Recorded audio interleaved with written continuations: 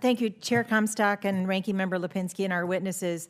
I also serve on the Education Committee. Had a lot of conversations about this topic. I'm the founder and co-chair of the bipartisan Congressional STEAM Caucus, which now has 87 members, including the chair and the ranking member, and I have invitations here for those of you who are not yet on the caucus. STEAM recognizes the importance of STEM, but also the value of arts and design to teach students how to think creatively and critically and be adept at problem solving. We have many examples in my district in Oregon of the benefits of STEAM, for example, the Nike World Headquarters, where they have engineers developing state-of-the-art equipment and scientists experimenting with new materials and artists making the products unique.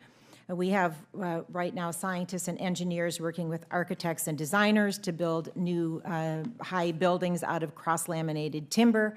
We have 2 nationally recognized public STEAM schools where educators are challenging students in STEM topics, but also encouraging them and inspiring them to create and imagine and make things, skills that will all be really extremely useful when they reach the workforce. But this is not just happening in Oregon, it's happening across the country. General Motors just said this about an upcoming STEAM conference. It's important for students to understand that not only does GM employ many engineers with STEM-related backgrounds, but also requires people who excel in the artistry that designers bring to the job of designing beautiful cars. There's a couple of researchers at Michigan State University, the Ruth Bernsteins. They write and study about creativity. They found the more accomplished scientists are, the more likely they are to have an artistic hobby and be engaged in arts and crafts. Dr. Mariel Hardiman at Johns Hopkins just did you're nodding your head at all of this, Doctor, you know this. Johns Hopkins just did a study showing that students who learn STEM classes with arts integration have better retention than students in conventional lessons. And we've had a lot of conversations about the gender gap in STEM. Two-Bit Circus, which is a Los Angeles-based engineering and entertainment company, just did a survey, hundreds of families. They confirmed the gap. It's no surprise. Boys say they're interested in technology, and girls say they like art. In fact, 99% of the parents surveyed said their daughters did arts and crafts. So when girls find out that they can do art and STEM, we're starting to close the gap. So last week, the STEAM Caucus and the CTE, Current Technical Education Caucuses, held a joint briefing. There was a representative there from the Rhode Island School of Design. They've been academic leaders in STEM. Their former president came from MIT. He was at our caucus kickoff years ago. This representative from RISD has been traveling the world. This is happening. Every school in Barcelona is now going to be STEAM instead of STEM. Beijing, they're expanding STEAM instead of STEM. It is not the time now for the university to fall, or excuse me, for the United States and our universities and our K-12 system to fall behind in being innovative.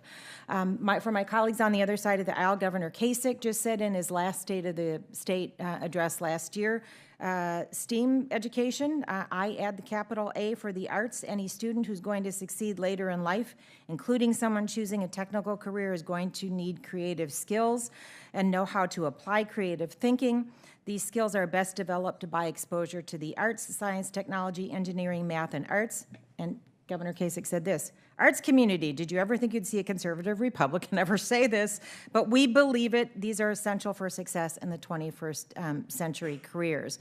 So, and I want to emphasize, the chairwoman talked about Montessori. Montessori, great model. They emphasize arts and music as well. So they're adding science and STEM, but they don't cut arts and music. And we heard from one of our panelists about how during No Child Left Behind, curriculum was narrowed. So thank you to all of you who mentioned the importance of funding under the Every Student Succeeds Act.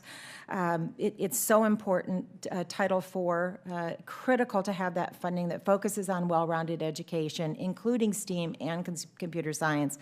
So Mr. Brown, can you tell us how, through all of these coalitions, how can we help students become better creative problem solvers and innovative thinkers? And what role do you see for arts and design?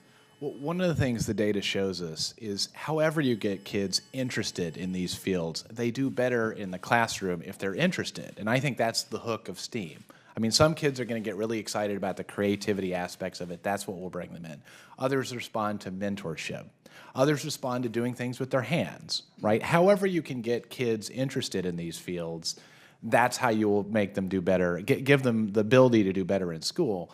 Kids who are on football teams tend to be motivated to stay academically eligible so they can play football, right? I hope that same thing is happening with robotics competitions and other things where the social capital of liking something is helping them do better in school. So it's things that get kids interested in meeting them where they are that will help us with this equation. So I think one of the things the National Science Foundation can do that's incredibly important is do better and more extensive studies of these phenomena so we understand exactly how to amplify them and to take advantage of them and establish the connections between the value of inspiration and interest and performance in the classroom so that we understand that these programs are not just great because they get kids smiling, but also because they contribute to the outcomes that we know are valuable and that we'll spend scarce dollars on. Absolutely, and then the brain researchers there, the Oregon Health Sciences University Brain Institute, there have been studies that show that when students have both halves of their brain educated, they do become more creative and innovative, and it's critical thinking that is so important. And so thank you for the nodding heads, and I do invite